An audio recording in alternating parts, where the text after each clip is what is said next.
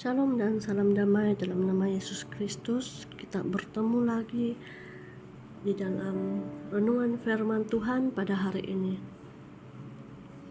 Sebelum ini kita telah belajar tentang Allah Maha Tahu dan Allah Maha Kasih. Dan pada hari ini saya akan membawa kita untuk belajar dan mengetahui sifat Allah, yaitu Allah Maha Hadir. Di dalam Kisah Para Rasul pasal yang ke-17 ayat yang ke-24 hingga 28, firman Tuhan berkata, Allah yang telah menjadikan bumi dan segala isinya, Ia yang adalah Tuhan atas langit dan bumi, tidak diam dalam kuil-kuil buatan tangan manusia, dan juga tidak dilayani oleh tangan manusia seolah-olah Ia kekurangan apa-apa. Karena Dialah yang memberikan hidup dan nafas dan segala sesuatu pada semua orang. Dari satu orang saja Ia telah menjadikan semua bangsa dan umat manusia untuk mendiami seluruh muka bumi, dan Ia telah menentukan musim-musim bagi mereka dan batas-batas kediaman mereka, supaya mereka mencari Dia dan mudah-mudahan menjamah dan menemukan Dia, walaupun Ia tidak jauh dari kita masing-masing. Sebab di dalam Dia kita hidup, kita bergerak, kita ada, seperti yang telah juga dikatakan oleh pujangga-pujanggamu, sebab kita ini dari keturunan Allah. Allah ada di segala tempat. Allah ada di seluruh bagian alam ini dan dekat kepada kita masing-masing. Di dalam Dia, tiap-tiap orang hidup dan bergerak.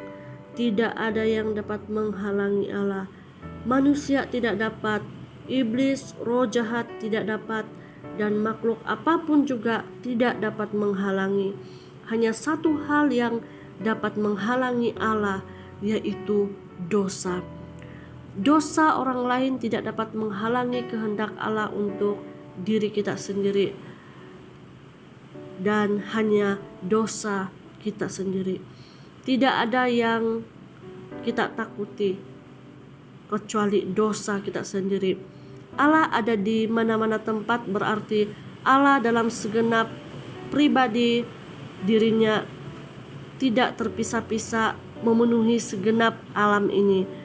Bila dikatakan Allah dekat dengan kita, hal ini terasa masih jauh, sebab Ia ada di dalam kita. Roh kita merupakan tempat tinggal yang paling disukai Allah. Dalam Talmud diuraikan perbedaan antara menyembah Allah dan menyembah berhala sebagai berikut. Berhala itu kelihatannya dekat dengan kita, akan tetapi sesungguhnya berhala itu jauh sekali. Allah ada di mana-mana tempat untuk mendengar doa kita. Akan tetapi dalam arti yang lain, Allah tidak ada di mana-mana tempat. Ayat-ayat seperti di dalam Yakobus 14 ayat 28, Yakobus 20 ayat 17, Efesus 1 ayat 20, Wahyu 21 ayat 2, 3, 10, 22, 23, dan pasal 22 ayat 1 hingga 3 ini menunjukkan bahwa Allah mempunyai suatu tempat kediaman yang pasti. Dalam arti ini, Allah tidak ada di mana-mana tempat dalam alam ini, karena Ia berada pada tempat kediamannya yang pasti itu. Maksudnya, pada beberapa tempat tertentu Allah itu nyata, ada, sedangkan pada beberapa tempat lain tidak. Bacalah Markus 1 ayat 9 hingga 10. Allah Bapa menyatakan diri sepenuhnya di dalam surga. Dahulu Anak Allah menyatakan diri sepenuhnya di dalam dunia. Sekarang Anak Allah sudah ada di surga. Allah Roh Kudus menyatakan diri di mana-mana tempat di segenap alam ini dan di dalam hati setiap orang percaya. juga kepada semua orang yang tidak percaya. Oleh sebab itu, Roh Kudus, Allah Bapa dan Allah Anak tinggal di dalam orang saleh.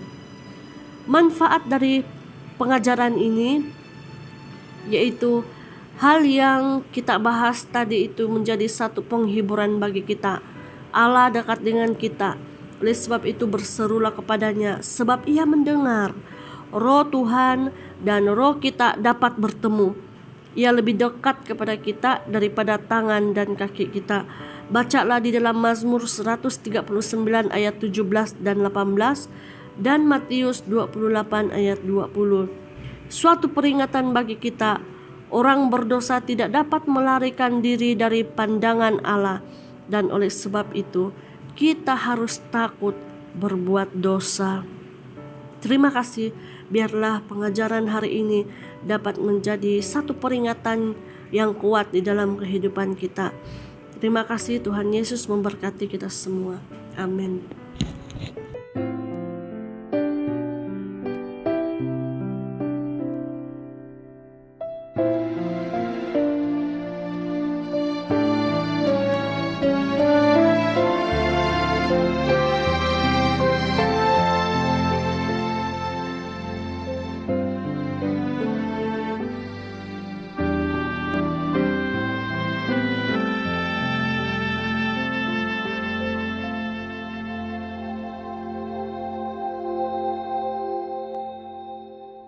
Ku